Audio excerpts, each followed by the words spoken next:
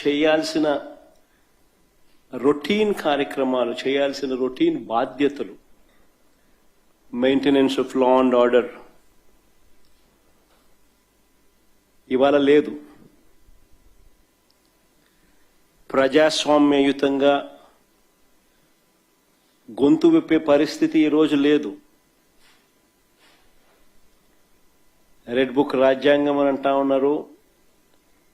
ప్రజాస్వామ్యయుతంగా గొంతు విప్పితే ఆ గొంతును నలిపేస్తా ఉన్నారు.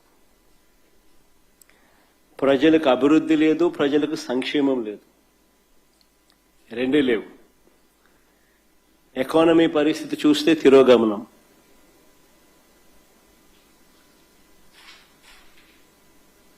దేశంతో కంపేర్ చేస్తే రాష్ట్ర ఎకానమీ తిరోగమనంలో ఉంది.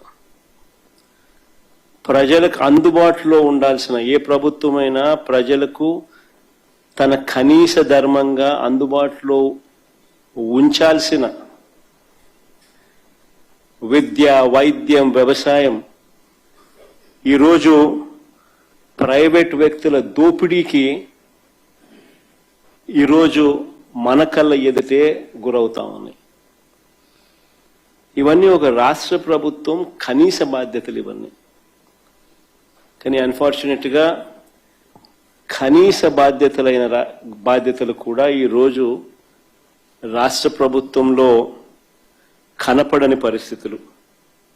అందుకని అడుగుతా ఉన్నా, అసలు ఈ రాష్ట్రంలో పాలన అనేది సాగుతా ఉన్నది ప్రజల కోసం సాగుతా ఉందా, లేకపోతే దోపిడీదారుల కోసం ఈ పాలన సాగుతా ఉందా అన్నది నిజంగా అర్థం కాని విషయమే.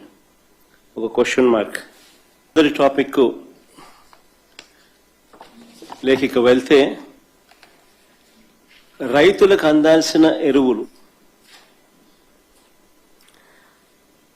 బ్లాక్ మార్కెట్ చేస్తూ ఈరోజు స్కాములు కనిపిస్తా ఉన్నాయి.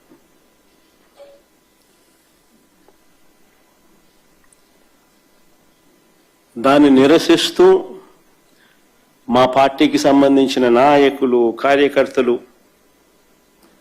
రైతులకు తోడుగా నిలబడుతూ రైతుల పక్షాన రైతులతో కలిసి ఆర్డీఓలకు నిన్న